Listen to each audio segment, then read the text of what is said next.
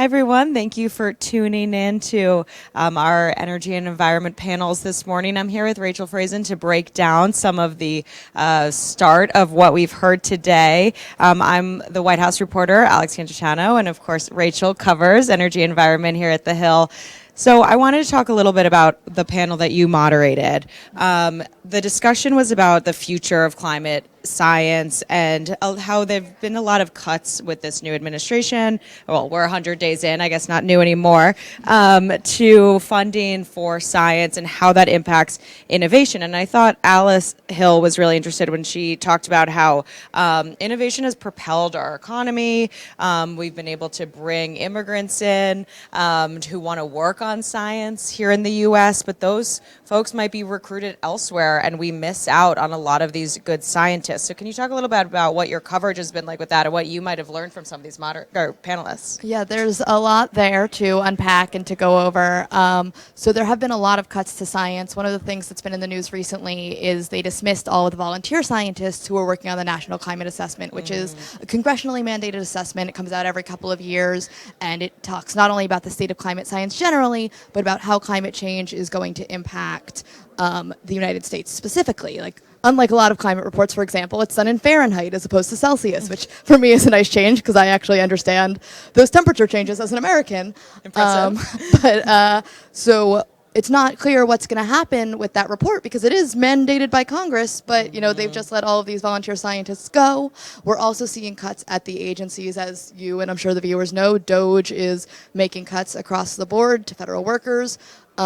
I know that the Commerce Department, which houses NOAA, the National Oceanic and Atmospheric Administration, which runs a lot of this nation's climate science, a lot of those probationary workers have been sort of refired, so they let them go again once there were developments in the court.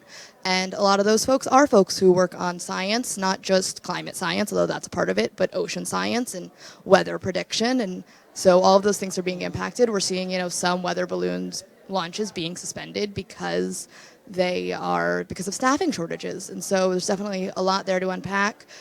They have said in sort of a leaked budget document and possibly also the skinny budget that they want to eliminate NOAA's office of that does a lot of this science. Wow.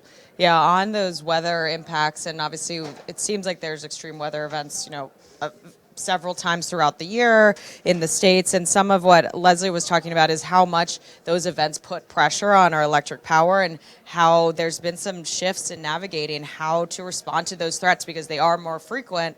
But there's also the fact that we don't have the same staffing levels and maybe research that we used to have in place to figure out how to respond to extreme weather. Right, and cutting climate science does not cut climate disasters. Unfortunately, that's not how it works. That's and right. So we will still have these extreme weather events that might be linked to the heating of our planet. And it'll be interesting to see, whether or not, as we have these events going forward, whether that changes the political pressure and whether it changes sort of how we respond. Yeah. Another topic that I find really interesting is FEMA and the future of FEMA. You talked about this on your panel, and of course, the Trump administration, the president in particular, has said that FEMA should be moved back to the states. We saw that right away. In January, he went to California in the wake of the wildfires, and this was days into his administration after the inauguration, and he said, I think FEMA should not be a federal administration anymore and should move to the states. What's interesting about your panel is you were discussing how yes, that makes sense. Some of your panelists were saying, actually, it should move to the states. The states should have more response resources, but making it so immediate is what the issue is. Can you tell us a little bit about that discussion? Yeah, and in a lot of my reporting, I've actually heard a lot of alarm about this call to break up FEMA and break it up so quickly. Yeah. And I think one of the things that, we rely on the federal government for is sort of a broad-scale coordination, sort of a view from the top of, like, how do we coordinate this? People who have experience doing this, because those FEMA people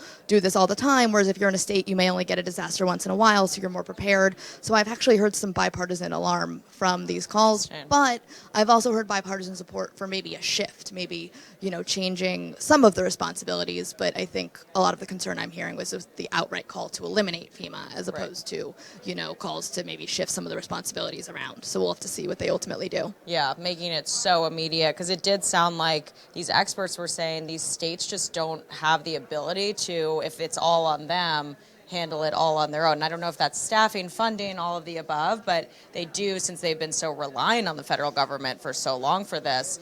It would take a matter of time, years, I guess, maybe even decades, to actually make that so that states have what they need. Yeah, and different states have different levels of resources. I think one of the things that Alice said that struck me was that, New York and California might actually be okay because, those are large states with Right. a lot of people with a lot of resources. But some of the smaller states, be they Democrat or Republican, may struggle more if and when they're hit with a disaster because they just don't have the funding. Yeah, really a bipartisan issue. We just have a couple minutes left, so I want to ask you, you're the expert on what's going on with reconciliation. Everybody's curious about your reporting on that and the fate of some of these tax credits.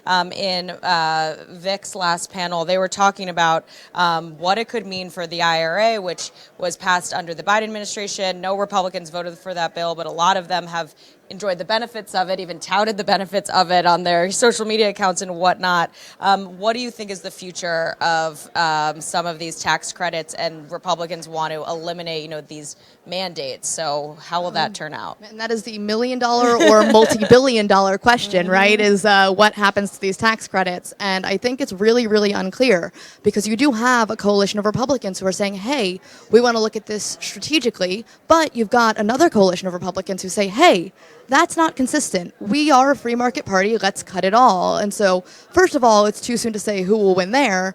But even beyond that, if you look at the Republicans who do want to preserve some of the tax credits, they all have different favorites because of what projects are in their district, right? You might have somebody who's got a solar project in their district. Someone else may have like an EV manufacturing facility. Somebody else may have a hydrogen project. You got a lot of enthusiasm from folks in Iowa about biofuels, and the Midwest more broadly has a lot of corn and a lot of those projects. And so if you want to save some of them, how do you pick and choose when everybody's got sort of a different item in their district? I think one of the ones that I have heard about is, being particularly vulnerable is the electric vehicle tax credit for consumers. I think that is one that Republicans across the board have wanted to get rid of, and something I hope to talk about in the transportation panel later today. Hope to get their take on that. And so, it's really interesting to see what's going to happen. That's been such an interesting topic, the EV mandate, or not a mandate, the EV incentivizing of tax credits is, of course, Elon Musk is very involved with this White House. This affects his company. This affects a lot of people in the States. But it's kind of been this idea that's been really politicized of, is there a mandate? Do we all have to switch to our cars? And what kind of cars we drive? So the future of that, I think Republicans are really interested in focusing on that, as you mentioned. And that could be one of like the big areas that gets cut, while other things might be able to be preserved. And I think it's sort of there's two pieces to that, right? Because there's the incentives in Congress and there's also the regulations. And I think that Republicans have been very clear that they want to get rid of the regulations that require, EVs, or require at least some percentage of new sales to be electric and move the market towards those electric vehicles. But I think that, the consumer tax credits might be more difficult, or there might be some support for that, but I also think it's among the tax credits that could get cut. Yep.